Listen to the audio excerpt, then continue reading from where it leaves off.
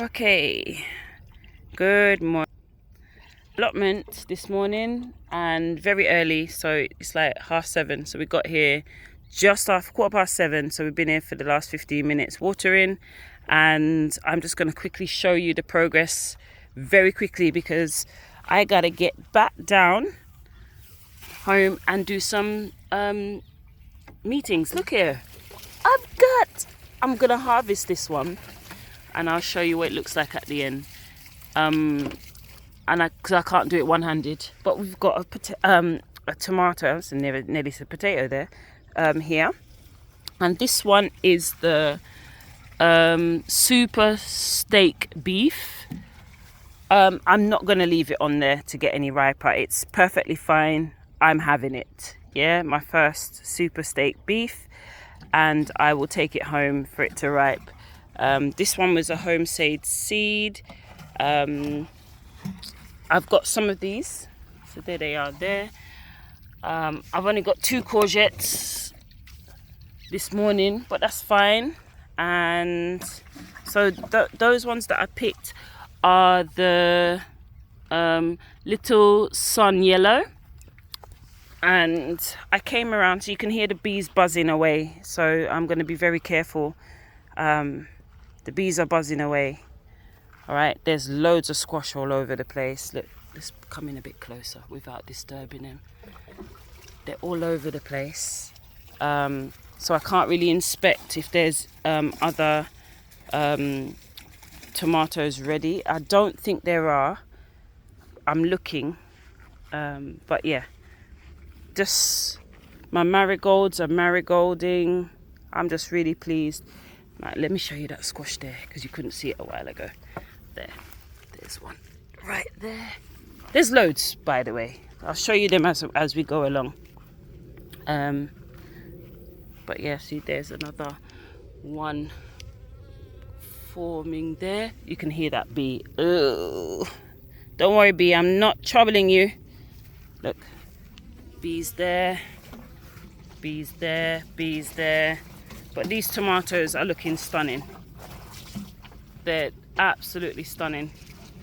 So I will come back one evening when they shouldn't be so active and come and inspect the tomatoes. And because I pruned already, I pruned the bottom parts of the tomatoes. I've staked them up at the top as best as I possibly can.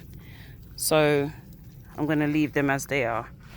So yeah, the squashes now, you can see 2 more forming there. Another one here. Look at this one, huge, and it's solid. It's not ready yet, but it's solid. This is another variety. I can't remember what that variety is. Right, so let's go look at the aubergine. So this is a newly planted. I'm sure it was beetroots I planted here. Can't remember.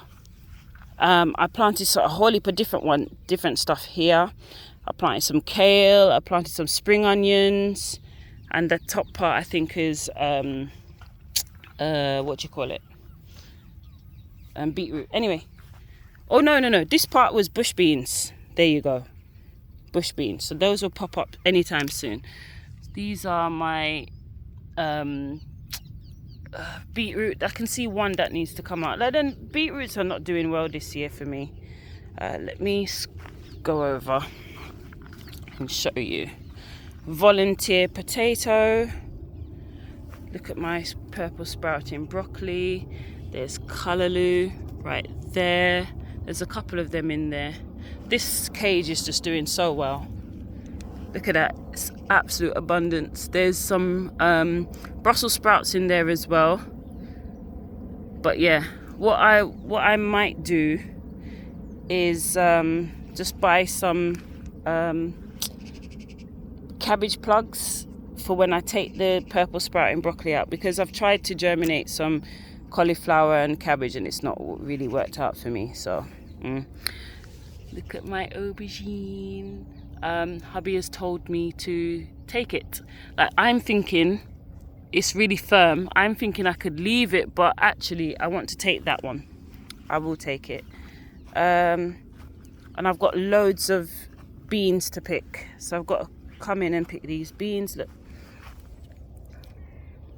so there's loads of beans here. I'm gonna come in and pick those. And I left some peppers on here. I've decided to leave the peppers on, here you go, to get red. So I will do that. And here's some more aubergines. Right, let me move a bit quicker now, because I said I was doing good for time, and then you know what will happen next time. There is 1, 2, 3 good courgettes, so I'll have to come in the next couple of days to harvest those. Look at my marigolds, absolutely stunning.